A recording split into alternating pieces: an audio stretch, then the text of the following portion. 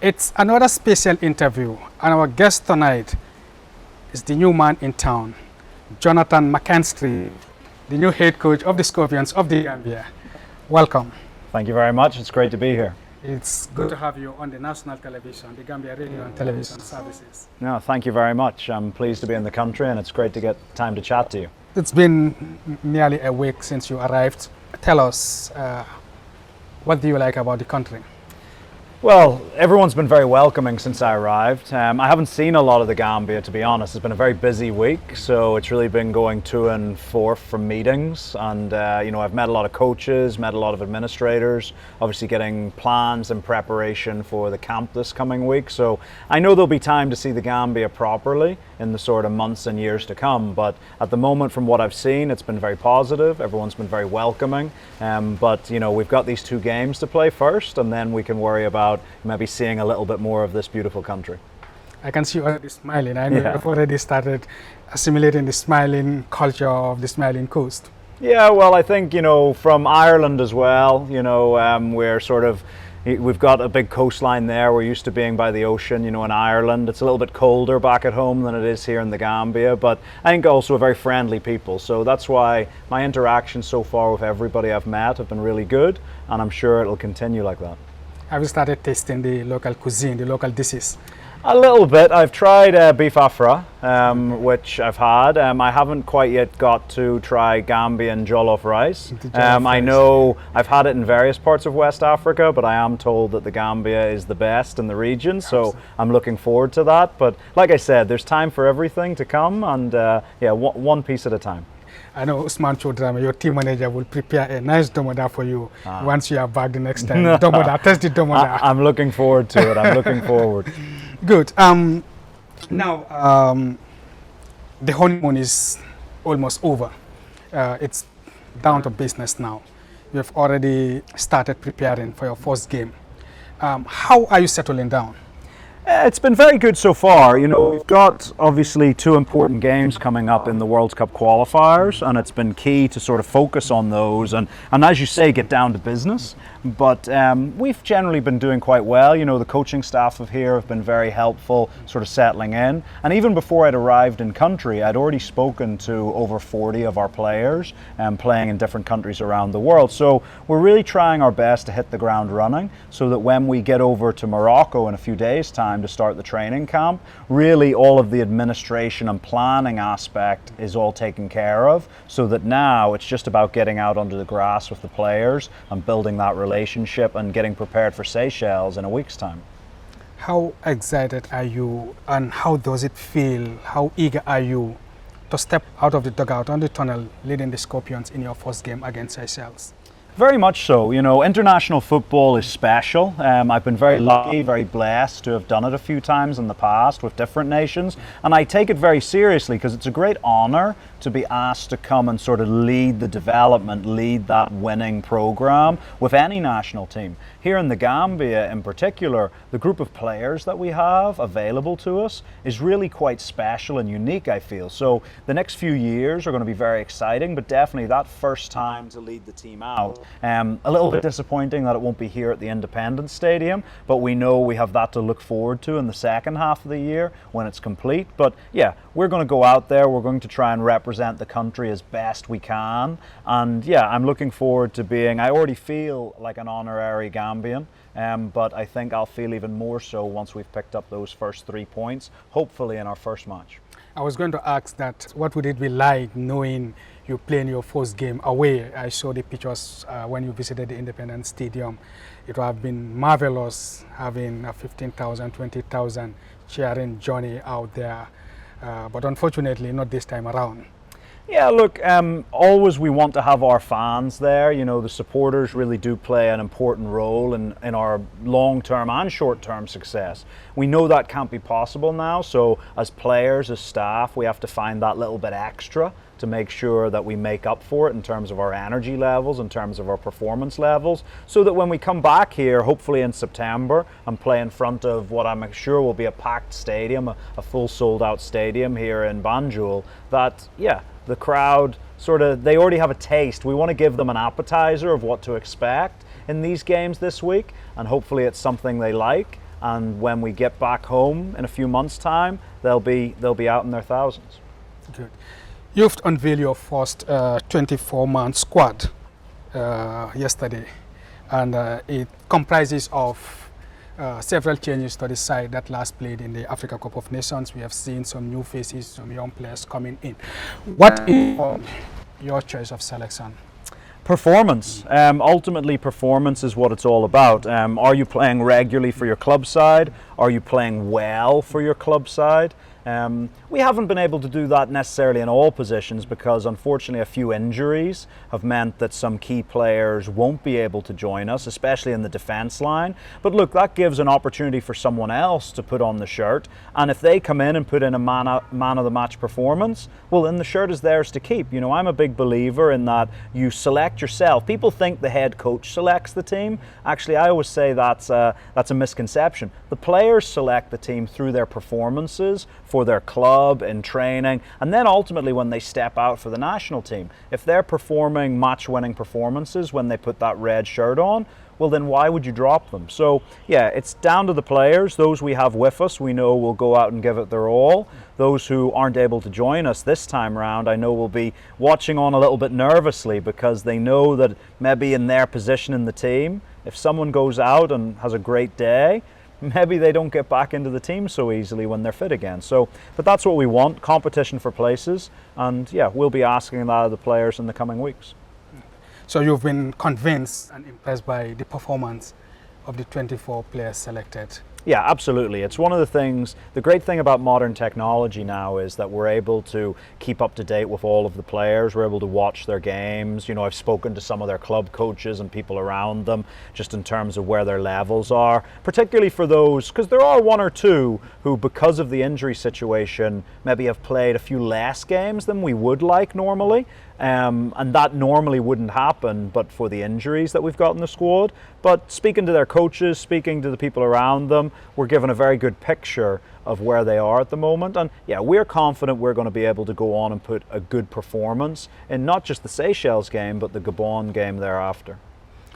It's a squad mixed and blended with experience and youthfulness. Could your selection be influenced by scenarios in the past where your predecessor, of course, have come under some criticism for overlooking some of these young talented players who come in through the youth ranks but not getting the chance to break into the national team? We have seen you called 4 from the previous under-20 team. In terms of myself, people will ask about criticism and praise in equal measure, but for me, when it comes to that sort of stuff, I'm very sort of tunnel visioned. You know, I look inside the squad, I look at my assessments, I talk to my coaching staff.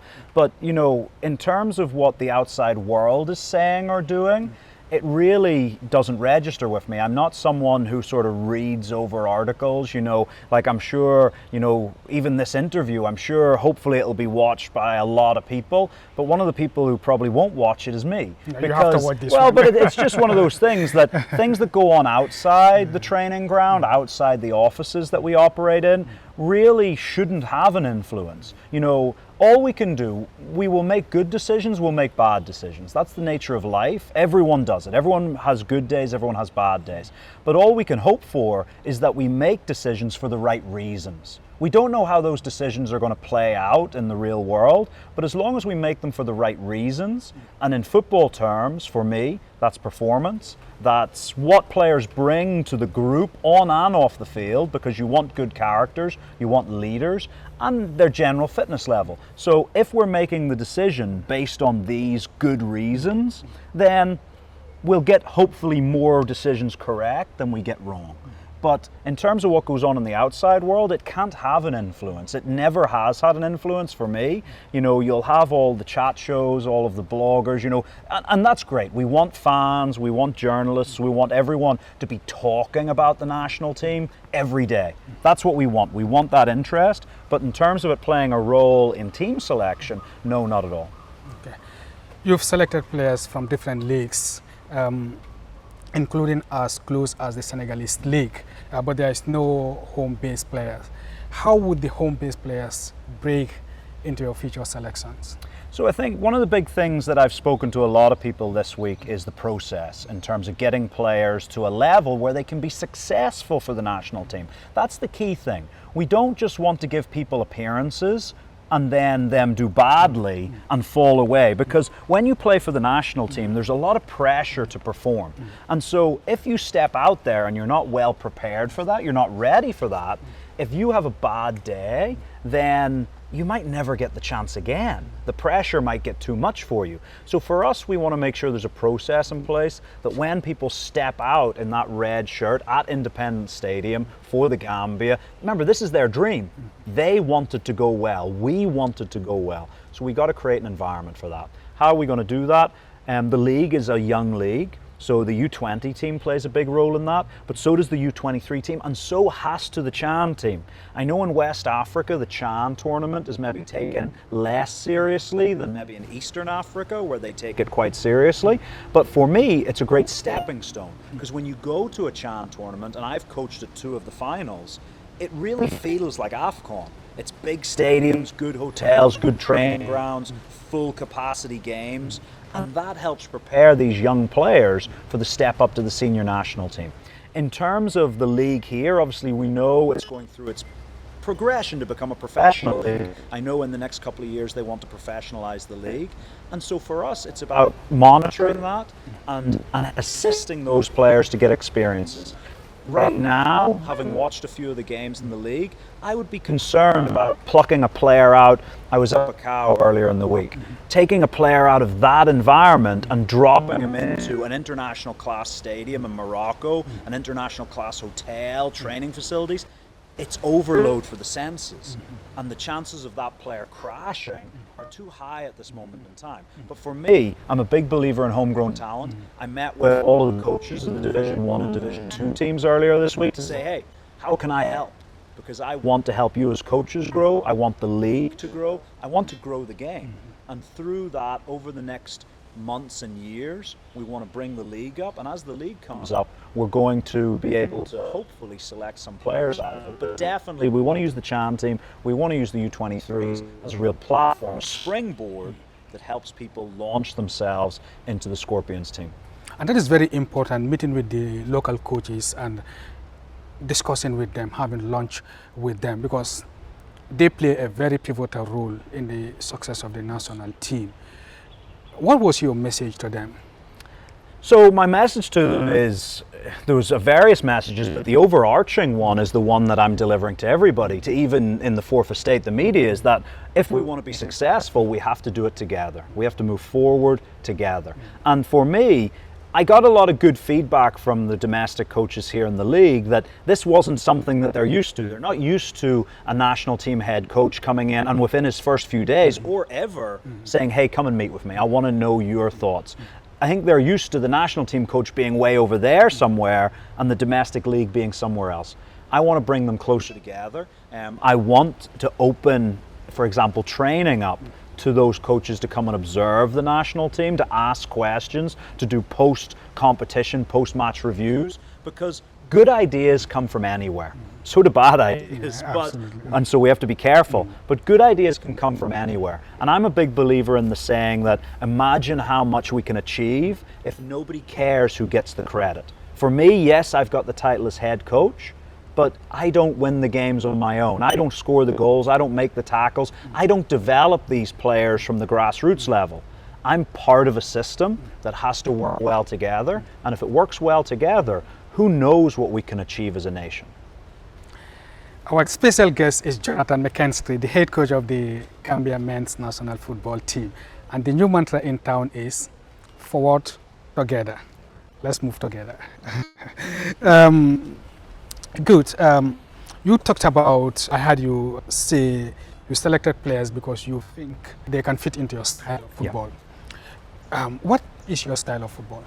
So a little bit about my history is good for people to know, is that I started, my first full-time job in football was working for the Red Bull organization. So I was an academy coach at Red Bull New York, and whether it's Salzburg, Leipzig, New York, their Brazilian academy, Red Bull have this philosophy, and if people follow European football, they already start to think, hey, Red Bull, energy. intensiveness. They want to the game. When they get the ball, yes, they want to use it well, but they want to attack with speed. They want to get the combinations. You think of the players who've come through, like Sadio Mane obviously came through the Red Bull system. I am a Liverpool fan, and we have the same philosophy during the Jurgen Klopp era. Exactly. And so for me, that Red Bull philosophy sort of spider-webbed out around the world. You know, Borussia Dortmund, Liverpool, like you say, Leeds United did it when they were in the Premier League. And there's so many teams that front foot, to steal a phrase from Jurgen Klopp, that heavy metal type of football. Now, it's not easy. It takes a lot of work and a lot of energy, and it takes a team commitment, because if someone's not doing their job, it falls apart.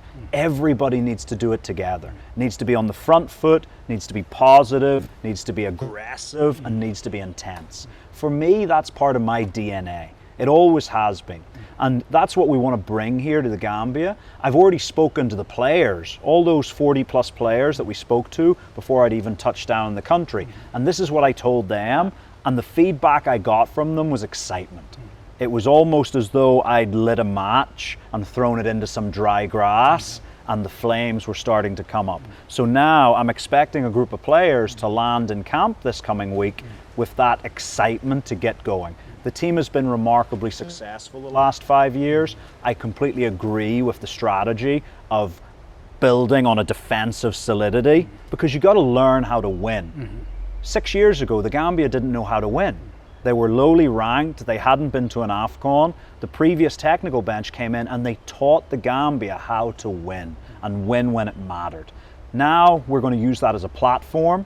We're going to loosen up some of the chains a little bit, you know, and we're going to let the players be a little bit more expressive. But the agreement is, you can be expressive, you can be creative, you can be attacking, but you got to be willing to do the hard running. You got to be willing to be intense for 95 minutes, because if you're not, we have to drop deeper. But if you're willing to go with it, if you're willing to give everything for every minute of the game, then we can go and play, and I think it's going to be enjoyable for the players, I think it's going to be enjoyable for the coaching staff, and most importantly, I think it's going to be enjoyable for the fans. Okay. So you wouldn't restrict players? Look, there has to be a framework. Creativity blossoms in a framework. Yeah? If you're growing a garden, you don't just throw all the seeds anywhere and treat them all the same, do you? Because if you treat a cactus the way you treat another plant, the cactus will die because you've given it too much water. Okay? So we have to have some form of framework. We're going to have I've got a very clear playing philosophy in and out of possession. But the in possession part, a lot of it's around getting the ball to our match winners as often as possible, in the best positions possible, and making sure there's players around them to help them win football matches. That's a key part of it, but there has to be a framework within it. And so it's been successful up until now. You obviously have to tweak things with every team because you've got different players, but I look at the Gambian players available to us today. I look at the Gambian players who will be available to us in the years to come, who are growing up through the system, and I'm really confident that I'm the right person for the right time. My style, I think, is what Gambian football needs right now, and yeah, I'm just really excited to get going, and I believe the players are as well. Okay, that's interesting. We're talking to Jonathan Mckinstry, the head coach of the senior national team. It's Mckinstry, right? Mckinstry, as in next of kin. Mckinstry. Yeah, because obviously during the past few days, my presenters would tell me, how do I pronounce this?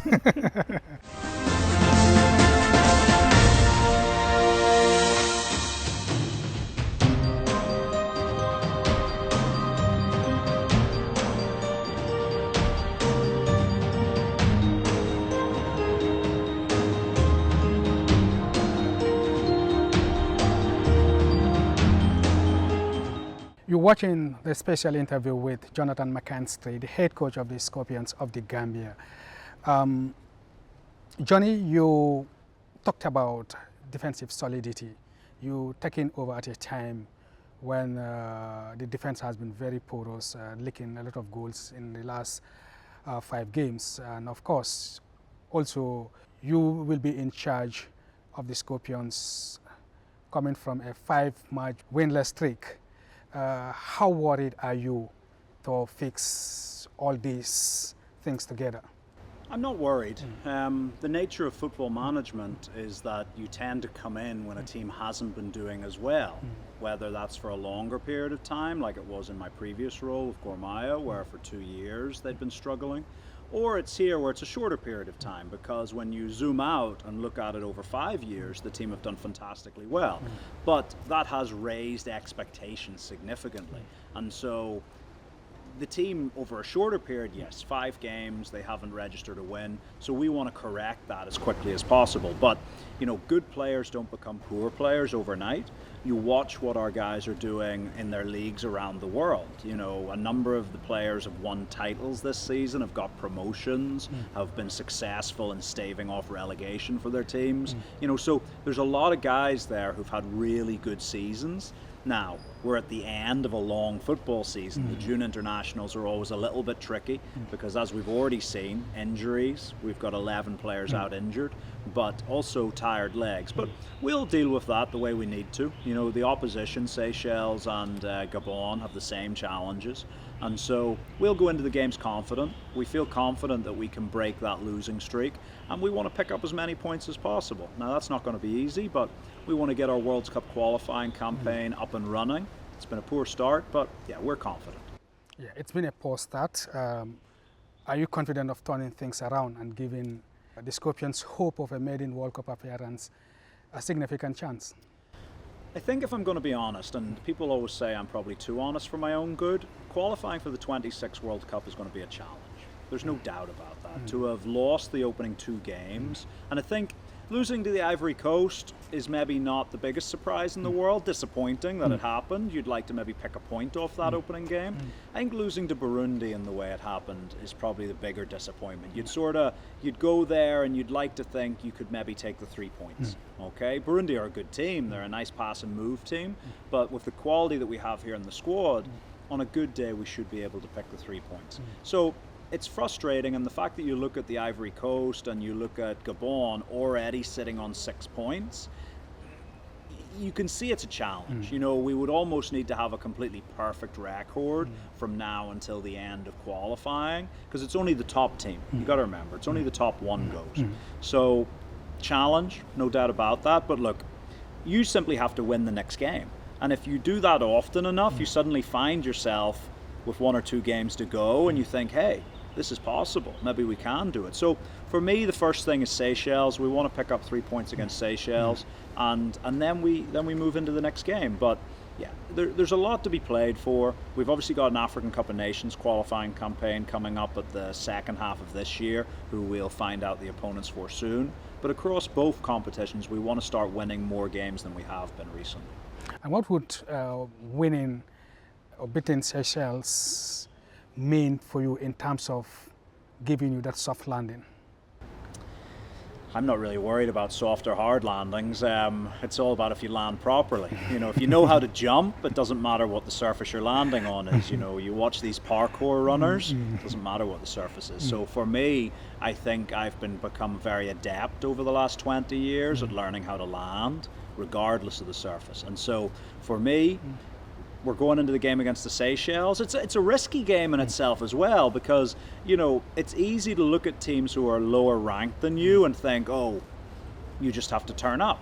But that's not the case, because you got to remember, these teams are fighting every day to win a game. Yes, they lost 9 against Ivory Coast. Yes, I think it was 5 against Kenya. And so that's not good. They're gonna fight for everything to try and take a point out of the game, to try and steal something from the game. And so for us, that presents a danger, presents a risk. You know, nobody would watch, for example, FA Cup football in England if there wasn't the chance that the 4th division team could beat Manchester United or Arsenal or Chelsea. And it happens occasionally. So you got to go in focused. The fact that it'll be a largely empty stadium in Morocco also poses challenges, because playing in front of with no fans is never good. It's tough sometimes to get you going. So as a coaching staff, we've got to really be on our game to make sure we just ramp the players up correctly, so they go out there, they go focused, they go serious, and we collect the points. The expectations from the fans are high, especially coming and fielding in shoes of the previous coach who has set the bar very high. Does that give you any pressure? Look, there's always pressure when you come into a national team job. There's always pressure when you come into any job where people expect results. You know, I've just come from a club who, in essence, they're the most historic club in the east of Africa. They've won an African championship in the past. You know, they're used to winning. And so the pressure was there every day. The national team's another level because it doesn't matter whether you are the coach of the bottom ranked nation in the world, San Marino or Swaziland, or you're the coach of Brazil. The supporters of both of them expect you to win and they expect you to qualify because you are representing a nation. People are proud of that. They're nationalistic. You're also using the best players in the country. And so people have an expectation of what the best of their nation can show. And so there's always pressure to perform. I think also as a national team coach, there's pressure to represent the country well, you know, because in some ways you're a bit of a statesman because you're representing the country, and I take that very seriously as well. So, but look, if I wanted an easy life, I had other offers that would have been an easier life than coming here to coach the Gambia. But for me, I looked at the football potential, I looked for the potential for our combined success, and I thought, yeah, I think I'm the right ingredient to add to that recipe for us to have something really special at the end of it. Okay. You've coached Sierra Leone, Rwanda, Uganda in the past.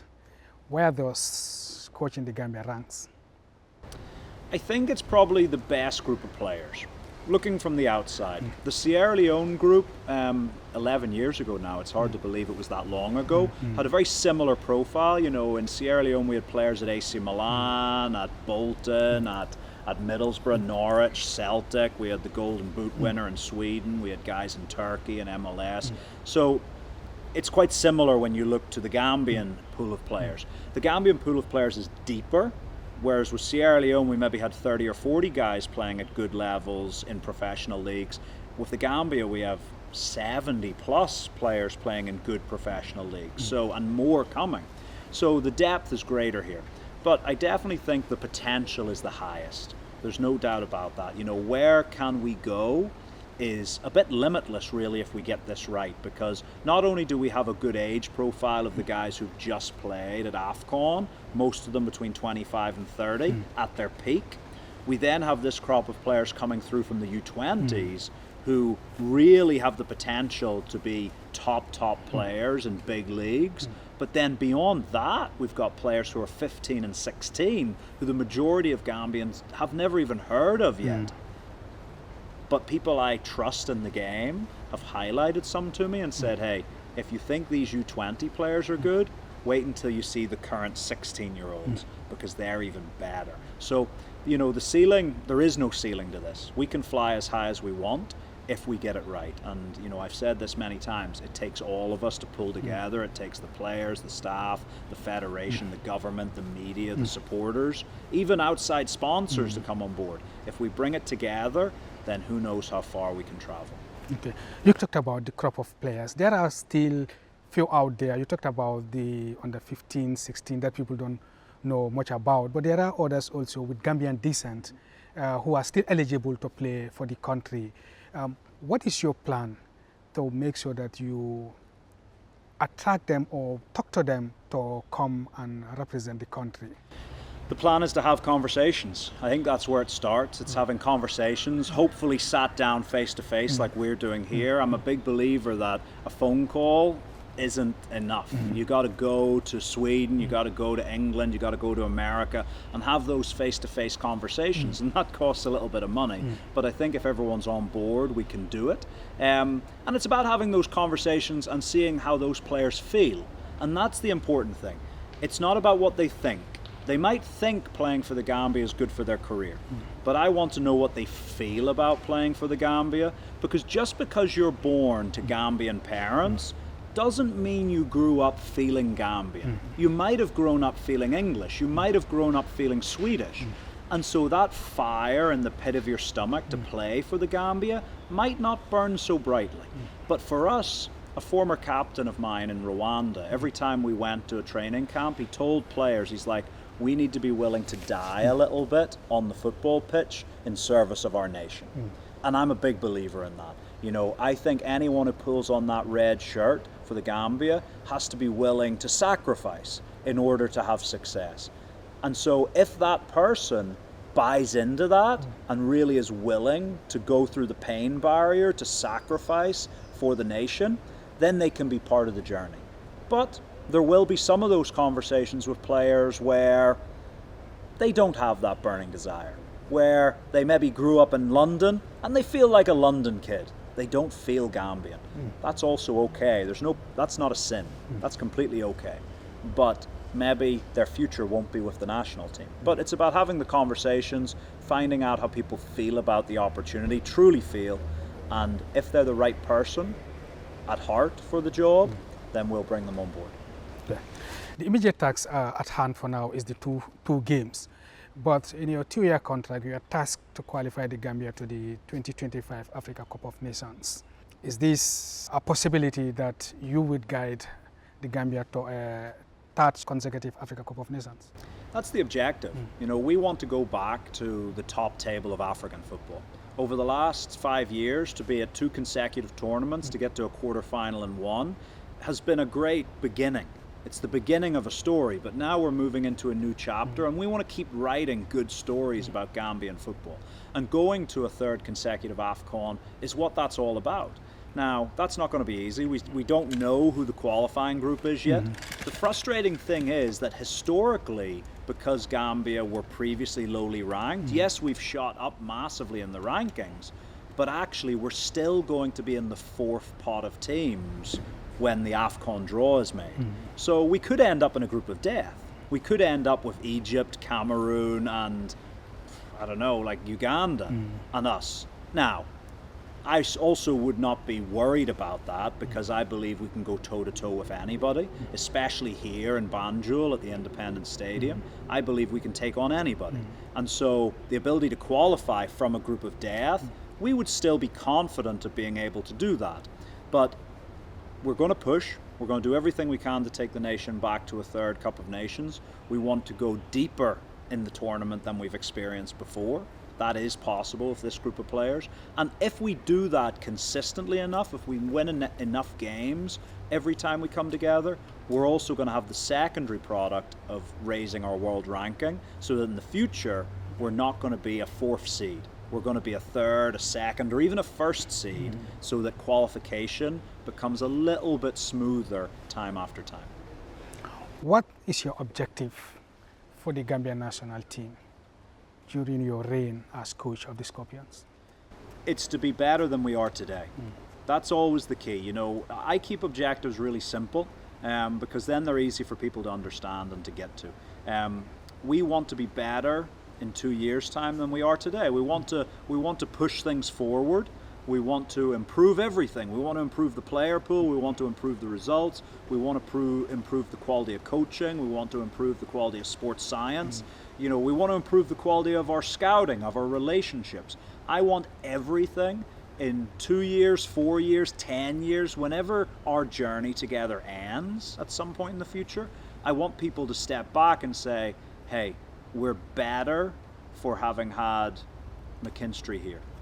And if we can do that, if we can win some matches, if we can move the needle forward, then I'll reflect on my time here as a success. And yeah. Finally, what sort of a team would you want to build? So there's 3 things that I hope people will see when they come and watch the Gambia, and it's the 3 sort of buzzwords that we give the team.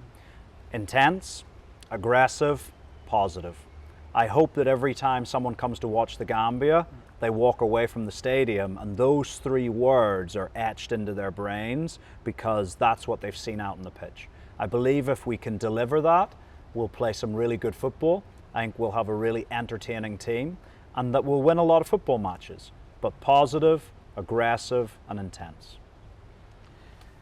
What would be your final message to the Gambian population out there watching this special interview on the Gambia radio and television services? Yeah, so to all the Scorpions fans, both here in the Gambia as well as in the diaspora, what I want to say is come along on this journey.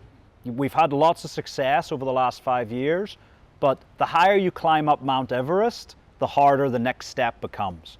And with the supporters behind us, even though we can't have you in the stadium for home games right now, we can feel your presence online, we can feel your presence supporting us from a distance.